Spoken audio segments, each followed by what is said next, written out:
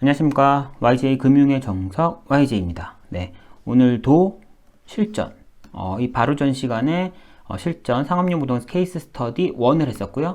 그땐 오피스를 했었고, 이번에는 상업용 부동산 케이스 스터디 두 번째 시간으로 D&D 플랫폼 리츠라는 그런 리츠 투자 설명서에서 물류센터 부분을 한번 해봤어요. 예, 배감 상온 저온 물류센터라는 녀석을 해봤고요. 솔직히 이 투자 설명서가 아주 디테일하지 않아서 배감 상온 저온 물류센터에 대해서 좀 더 궁금한 게 있는데 그 추가적인 자료는 없고 어느 정도 그냥 살짝 훑어주는 수준인 것 같긴 합니다. 근데 그래도 이런 자료 자체가 워낙 얻기 힘든 자료다 보니까 이 정도 수준에서 일단 한번 들어가 보도록 하겠습니다. 자, 여러분 웰컴 투 YJ 유튜브 부르부르 안 할게요. 아니 할래 그래도 몰라요. 넘어가겠습니다. 네. 이것도 지금 검색하시라고 혹시 필요하시면은 D&D 플랫폼 위탁관리 부동산 투자 회사 투자 신탁 뭐 그냥 D&D 플랫폼 이쪽 뒷말은 이제 이게 리츠죠. 리츠 리얼 에스테이트 인베스트먼트 트러스트. 그래서 D&D 플랫폼 리츠로 검색해 리츠의 투자 설명서로 검색을 하면은 제 생각에 나올 것 같아요. 주로 이제 구글링이 좀 더 파일이나 이런 게 검색이 잘 되더라고요. 예, 그러니까 세부자를 얻으시면 좋을 것 같고, 요 리츠 보시면은, 요 리츠도 사실은, 이 D&D 플랫폼 리츠도, 플랫폼, 위탁관리 어쩌고저쩌고 리츠도 여러 자산을 포함해요. 사실은, 세미콜론 물레, 구영시티라는 이런 영등포구에 있는 오피스, 두 동이죠. 붙어 있는 두 동짜리 오피스 하나를 투자를 했고, 그리고 배감 물류센터. 지금 저는 요거를 보려고 하고요. 그리고 아마존 재팬의 일본 허브 물류센터, 아마존 물류센터죠. 이것도 사실은 볼만한 내용이 한 것 같아요. 왜냐면 아마존이나 이런 그 메인 마스터리스를 하는 주로 아마존이죠. 아마존 업체들의 이런 해외 물류센터가 투자권이 계속 꾸준히 나오고 있으니까 아마존 건 한번 참조해 보시면 좋을 것 같고요. 일단은 제가 물류센터를 한 번도 안 했기 때문에, 그러니까 제 유튜브에서 한 번도 안 했으니까 국내 거를 좀 먼저 해보려고 배감 물류센터를 보기 위해서 일단 이 자료를 봤어요. 그래서 요거 위주로 할 거고 딴 녀석은 조금이 아니죠. 스킵할 예정입니다.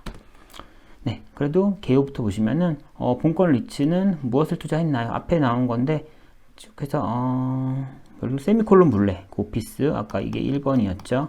그리고 이거 소개 끝났고 배감 아마존 재팬. 그래서 저는 요걸 보려고 해요. 요거는 쭈르륵 하면은 뭐 임대율 100%네요.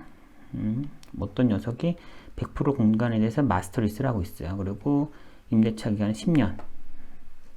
이거는 웨일이란 거는 가중평균, 웨이티드 에버리지 리스 만기 익스파이어인가?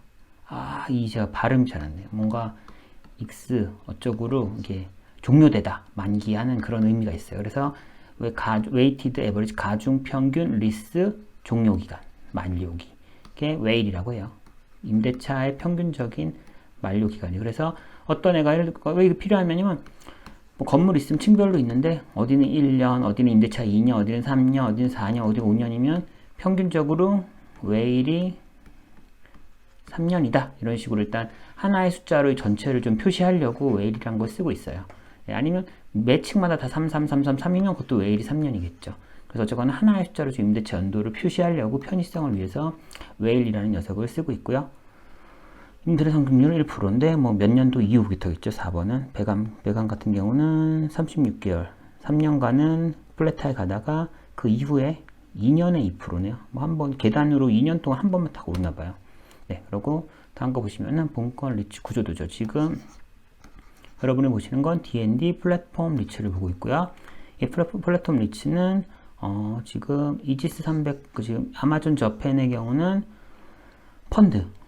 펀드라는 형태로 이 자산을 갖고 있어서 펀드에 투자하는 건 수익증권에 투자한다는 말을 써요.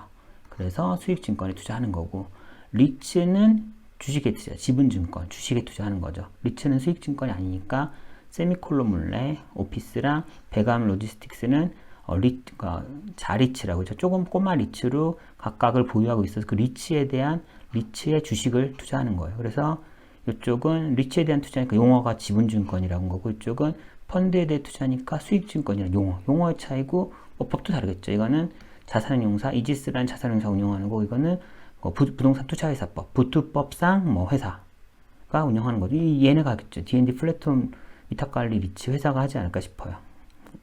D&D 플랫폼, 이거는 리츠 이름이고, 이거의 운용사가 지금 뭐죠? 자산관리회사. D&D 리츠 자산운용인가요? 얘는 회사 이름이? 저 앞으로 가볼까? D&D 플랫폼 위탁관리, 아니, 이거고, 운용사가 누구야? 뒤에서 다시 찾아서 말씀드릴게요. 이 회사 이름이 D&D 인베스먼트인가? 이게 운용사인가요? 어쨌거나. 예. 다시 나오면 말씀드릴게요.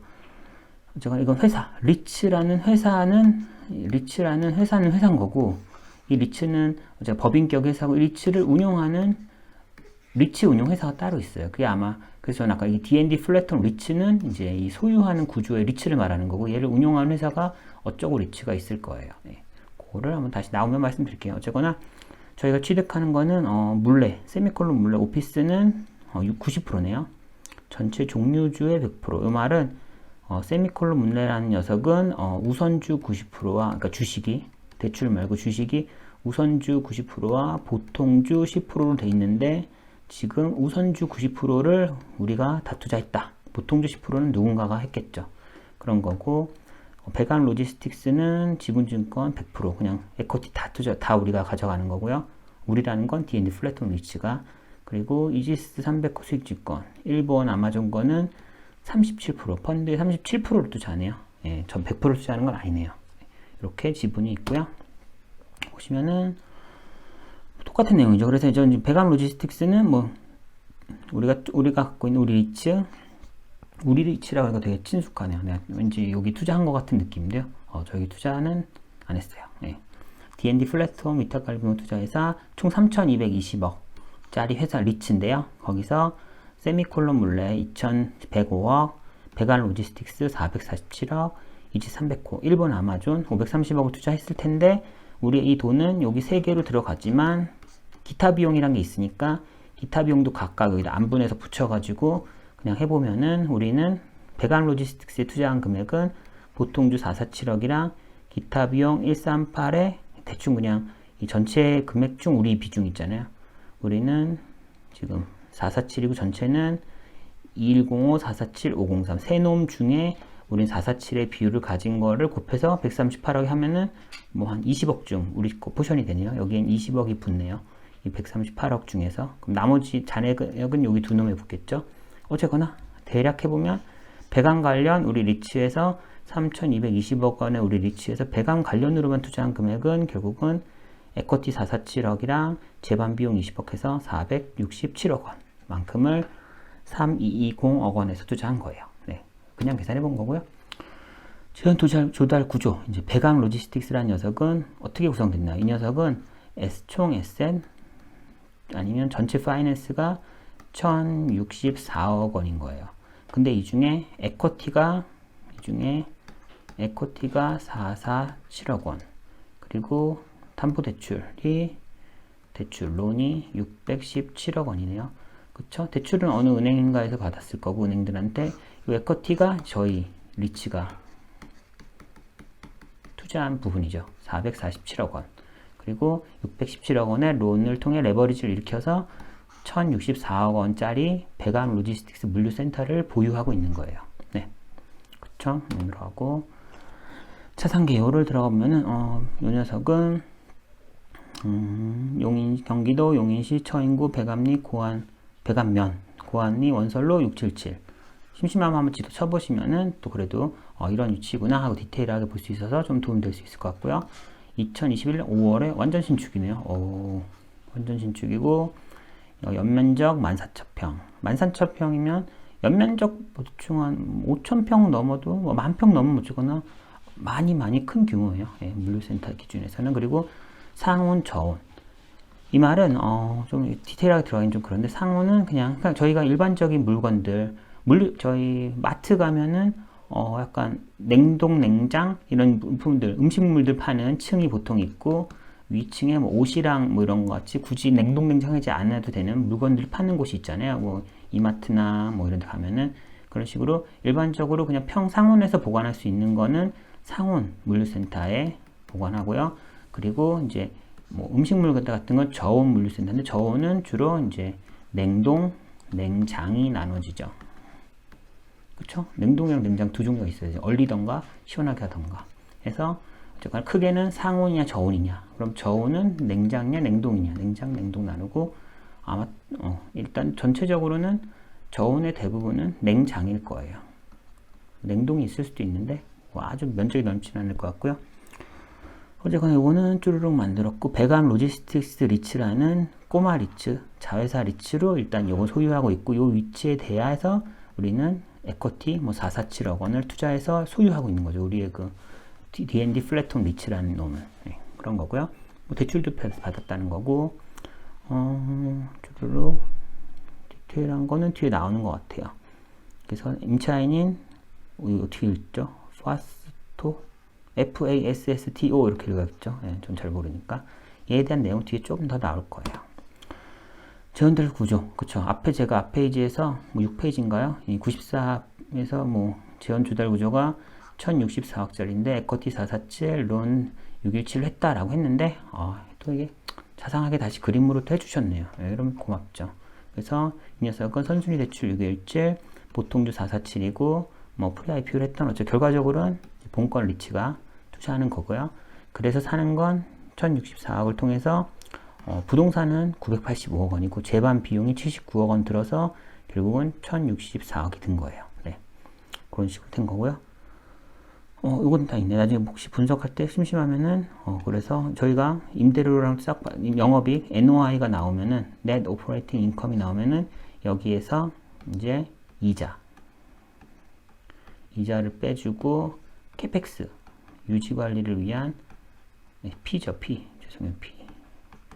캐피탈 익스펜디처 자본적 지출을 빼면 남은 금액이 배당 재원이 되는 거죠. 재원이 되는 거예요. 항상 이렇게 될 거고요. 그쵸?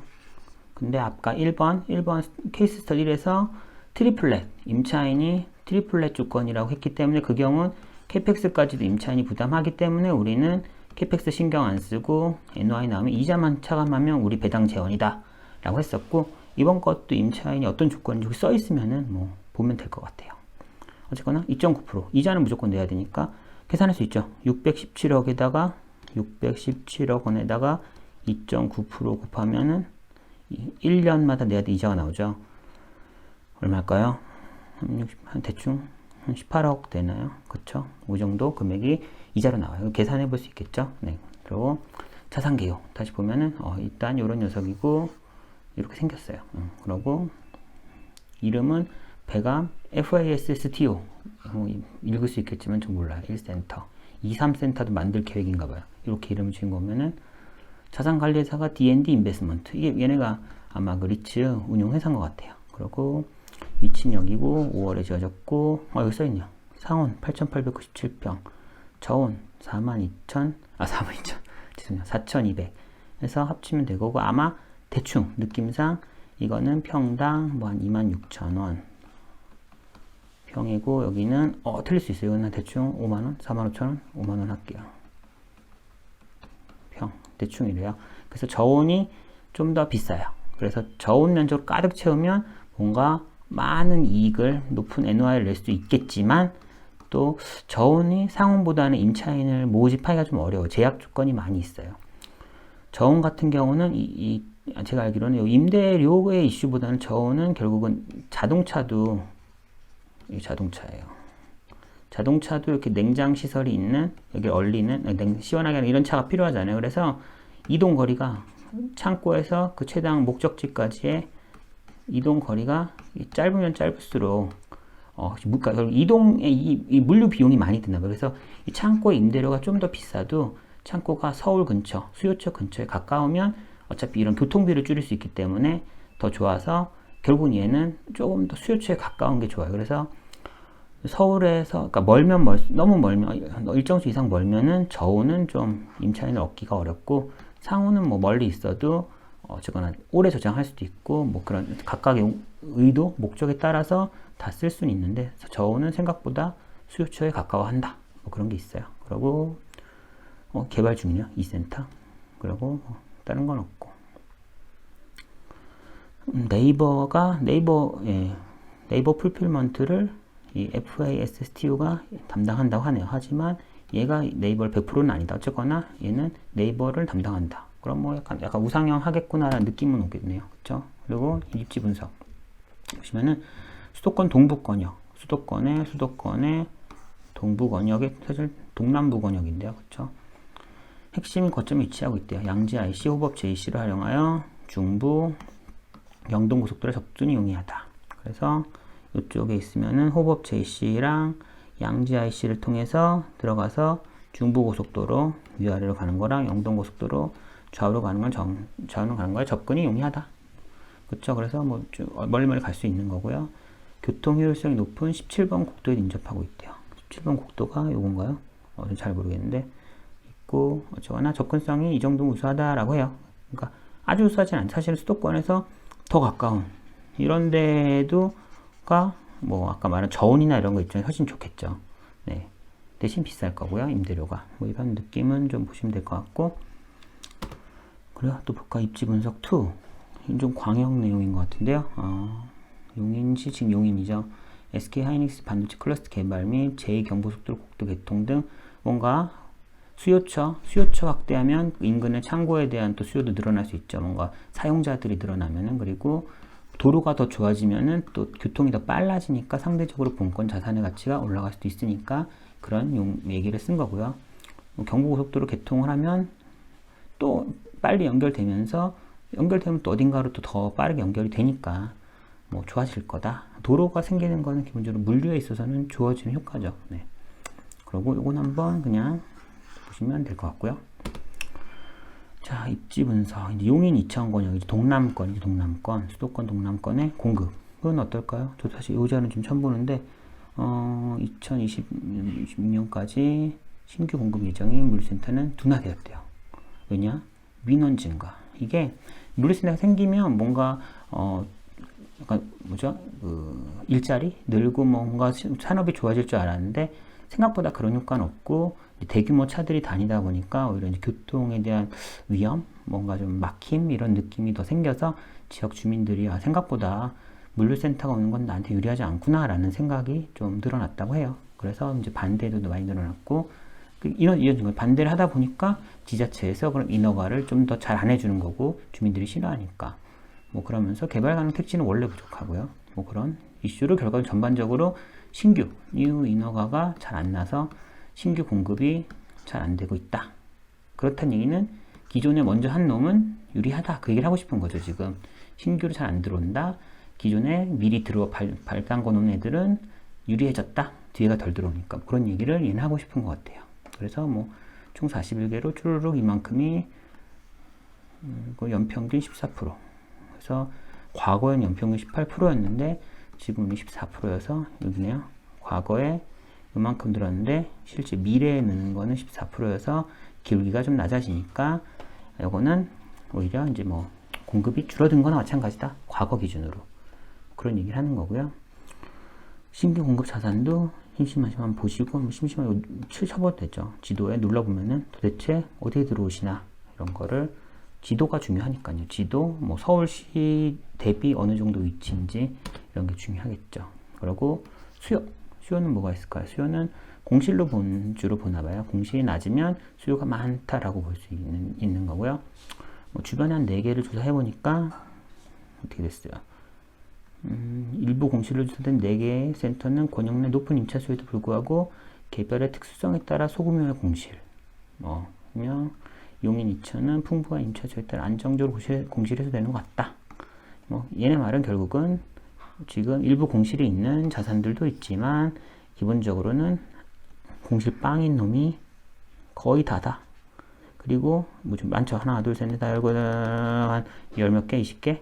그리고 아웃라이어들은 하나, 둘, 셋, 4개잖아요. 4개인데 얘네 말로는 파악해 보니까 나름의 들어보면 납득할 만한 이유가 있다. 그래서 시장은 임차인이 많은 그런 뭐 건물 보유자 입장에서는 좋은 시장이다라는 의견인 거죠. 그쵸? 의견이죠. 이걸 무조건 다 받아들이면 안 되고요. 중립적으로 받아들여야죠. 그리고 인근 임대 사례 보시면은 그리고 인근 이거는 좀 이런 정보는 알고 계시면 좋을 것 같아요. 나중에 물류센터 할 때 용인시, 용인시죠. 용인 이천 이 동네에 새로 지은 최신식은 대충 상호는 임대료가 얼마냐? 26,000원. 아까 제가 26,000원 적었죠. 이거 보고 적은 게 아니라 대충 이 정도긴 해요. 그래서 이런 숫자 알고 계시면 좋아요. 그리고 복합, 상온, 지원 섞여 있는 놈도 상온 한 25,000, 6,000. 결국은 용인 이천 쪽은 한 25,000원에서 평당 27,000원 정도의 이거 하나 빼야죠. 상온의 임대료인 거고 저온 임대료는 없는 놈 어쩔 수 없고 아까 전 45,000원 썼는데 그거보단 높네요. 저온의 경우는 한 55,000원 뭐 수준이다. 플러스 마이너스 하는데 근데 얘는 어쨌거나 좀 조심해야 되고요. 저온은 좀 난이도가 있어요. 생각보다 임대차가 안 들어올 수도 있으니까요. 뭐 그렇다 하는 거. 공실도 뭐 진짜 꽉 찼죠. 확 찼고 얘는 또 아까 앞에 거에 의하면 뭔가 이유가 있다. 들어보면 알겠다. 그런 거고요. 면적이 크네요. 34,000평. 차고 있는 중이겠죠. 그럼. 예. 그리고 앞 페이지에서 제가 쓴 거는 사실은 이런 표를 쓰면은 이렇게 비교 사례 A, B, C, D, E, F, G가 있으면 이 사이에 여기에 저희 거는 준공 용도가 2021년이고 연면적이 13,000평이고 주요 접근성 어디고 상온 복합이고 상온 임대료는 얼마인지 지금 안 써 있잖아요. 저희 게 얼마인데 주변이 얼마다라고 봐야 이 주변을 보는 이유는 저희 거가 뭐 납득 가능한 숫자냐를 보기 위한 건데 저희 건 안 써놨어요. 이게 좀 자상하지 않은 표 같은데 어쨌거나 제 말은 저희 거를 뭐 공실료는 저희는 아직 100% 맞죠. 거기 빵 프로죠. 공실료 다 찼으니까. 그러니까 저희 거를 당연히 넣어줘야 될 것 같은데 안 넣었어요. 신선했고요. 그렇죠? 이걸 쓴 거고. 그리고 보통은 저희 거까지 넣은 다음에 본 건까지 넣은 다음에 A, B, C 해서 지도 서울시 수도권이 있고 뭐 이천 용인 지역이 있으면 본건이 여기 있으면 A, B, C, D, E, F, G 찍어줘서 대충 얘네들 간에 또 어떻다라는 걸 보여주는 게 맞는 것 같은데 이거는 그렇게 좀 자상함이 좀 부족한 자료인 것 같아요. 이거 이제 발췌했지만 메인 자료에도 이런 지도는 없어요. 네. 다음 페이지는 앞에는 임대료에 대한 거고 거래 사례 얼마 정도 팔렸을까요? 하면은 뭐 지금도 보통 2,000원 이런 데는 얼마에 팔렸다. 평당가 사실 캡레이 중요한데 캡레이 여기 있네요. 몇 개 팔렸다고 저희 게 지금 5% 중반이라고 써놨던 것 같아요. 그런데 이것도 역시 자상하지 않죠. 이 자료를 보는 비교 사례 1, 2, 3, 4, 5를 보는 이유는 우리 것과 비교하기 위한 거죠. 우리 게 거래 시기가 2021년 뭐 5월이었나요? 언제고 얼마고 평당 얼마인지 보고서 딴 거 대비 우리 평당가는 비싼지 싼지 좀 파악을 하고 매수매도는 뭐 알면 되는 거 어차피 알고 있는 거니까 우리 리치가 사고 매도자는 모르겠어요. 그리고 임차인은 아까 FA 어쩌고 저쩌고 마스터리스죠. 그리고 유형은 저희 복합일 거고 캡레이트 5.3이면은 그러니까 캡레이트 높은 게 싸게 사는 거거든요. 그러니까 저는 딴 애들보다 얘 빼고 뭐 얘네 둘보다는 우리가 싸게 사는구나 이렇게 캡레이트를 알고 있으니까 결국은 자상하지 않아요. 표도 전반적으로 되게 안 자상한 표인 것 같아요. 그래서 당연히 우리에 대한 거 넣고 또 사실은 이것도 지도에서 위치 표시해 주면 조금 더 유용한 정보가 되겠죠. 네. 그런 거고요. 물리적 특성 한번 보시면 사실 물류센터는 각 층별로 트럭이 예를 들어 뭐 트럭 뒤로 바퀴 트럭이 이렇게 뒤로 빵 닿아서 물건을 다 실을 수 있어야 돼요.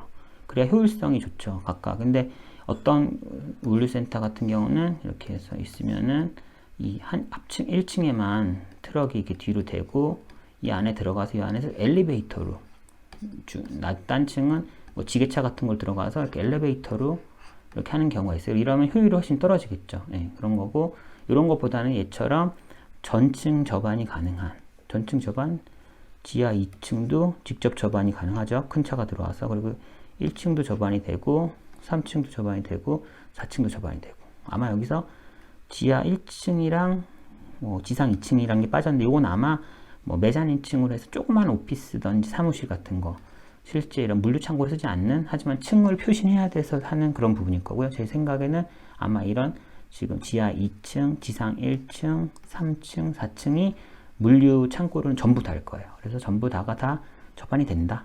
4층은 이렇게 뒤로 해서 오나 보죠. 아직 어떻게 되는지는 잘 모르겠지만 자연 경사로를 이용해서 층별 접안이 가능하다. 이게 중요하긴 하죠. 네.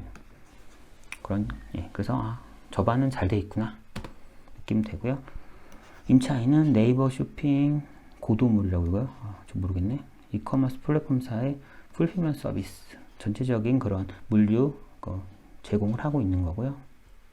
그런 업체래요. 그래서 이 회사는 SK D&D랑 네이버가 30% 이상 지분을 가지고 있는 회사고, 그래서 지금 우리 뭐 온라인 쇼핑몰 우상향하면서 네이버도 같이 우상향하니까 플랫폼으로 뭐 그나마 얘도 잘 되지 않을까라는 느낌을 표시한 거예요. 그래서 위에가 특별히 어떤 신용 등급이 있는 거랑 신뢰성이 있는 건 아니지만 어쨌거나 같이 가는 주주 회사가 좀 힘이 있고 우상향하니까 얘도 같이 잘 되지 않겠냐 정도의 얘기를 여기 하고 있는 것 같아요. 그래서 뭔 놈이냐 보면은 요런 일을 한다. 이 회사는 파스토라고 있네요. 파스토.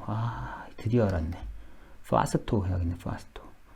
네, 파스토고 이거는 네이버 뭐 주주죠. 이렇게 되고 이런 일을 한대요.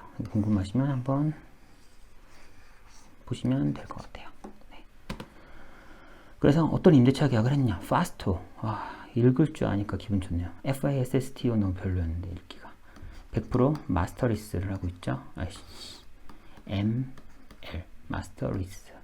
그리고 회사는 얼마 안 됐네요. 그리고 풀필먼트 물류 서비스를 하고 있고 10년 책임 임대차 전체 면적 10년 하는데, 근데 사실 보면은 5년은 의무고 5년은 연장협의 조건이면 사실은 협의 뭐 한다는 협의의 강도에 따라 다르겠지만 보수적으로 보면은 일단 5년짜리 마스터리스구나 라고 보는 게 맞는 것 같아요. 10년 이렇게 보는 것보다 5년 뒤에 한번 리스크가 생기죠. 임대차 얘가 계속 여기 쓸지 말지에 대한 그런 뭐 쓸 확률이 정황상 높다고 해도 리스크긴 하잖아요. 대놓고 10년이 아니라 5년 쓰고 뒤에 5년 다시 협의한다니까 안 할 수도 있는 거니까 이 부분이 어떻게 보면 좀 리스크긴 하겠네요. 요 투자권에 있어서. 그리고 뭐 상승률은 이렇고. 네.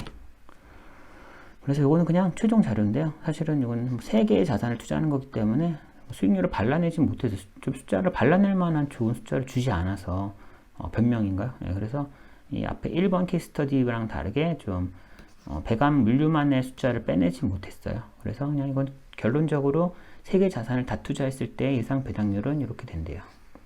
이 녀석은 이 리츠를 5,000원에 투자했을 경우겠죠. 5,000원에. 근데 지금 리츠가 상장되면은 주식시장에서 거래가 되잖아요. 그럼 당연히 5,000원이 뭐 6%면은 4,000원에 산 사람은 죄송합니다. 핸드폰 소리가 났어요. 4,000원에 산 사람은 6%가 아니라 뭐 8%일 수도 있고, 이건 계산해 보면 되겠죠. 네, 이렇게 보면 될 것 같고요.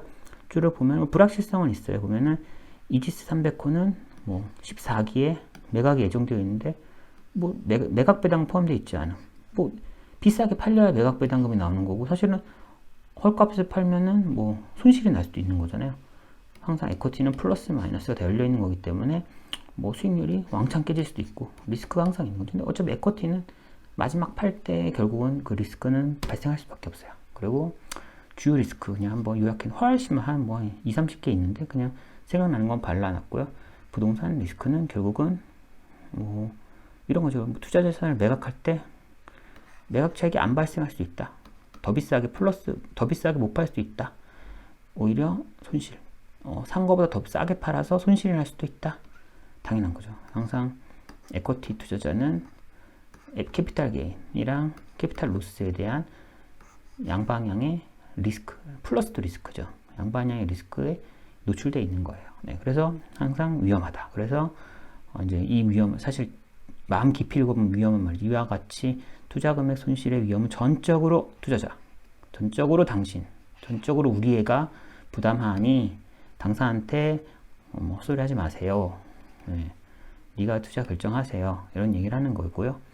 네, 그리고 공실 위험은 어쨌거나 배감권, 이게 딴 것도 딴 2개 자산에 대한 내용도 있는데 그건 제가 지워버렸고, 배감은 어쨌거나 파스토가 뭐 어떻게 되는지에 따라서 파스토가 5년 뒤에 나갈 수도 있잖아요. 안 나갈 수도 있고 그 리스크는 분명히 있는 거고, 사실은 파스토가 뭐 지 혼자 부도가 나서 없어질 수도 있겠죠. 뭐 확률적으로는 있으니까 2개 다 5년 뒤에 멀쩡한 애가 5년 뒤에 딴 데 갈 확률과 뭐 10년까지 가더라도 얘가 스스로 좀 망할 확률. 그럼 우리는 임대차가 없어져 버리니까 공실이 발생하는 거죠. 그래서 공실 리스크가 있다. 당연한 거긴 한데 하고 이 끝일 것 같은데 왠지 끝 맞네요. 네. 뭔가 결론까지 빡 내지 못하고 그냥 한번 샥 훑다가 좀 아쉽게 끝난 것 같은 느낌인데 일단은 자료가 좀 이 정도밖에 없어서 그랬던 것 같고 또 다양한 리치를 하다 보면은 더 깊이 있는 그런 자료가 있는 것들이 있으면 또 더 깊이 들어가 볼 수 있도록 하겠습니다. 오늘 수고 많으셨고요. 또 다음에 뵙겠습니다. 수고하셨습니다.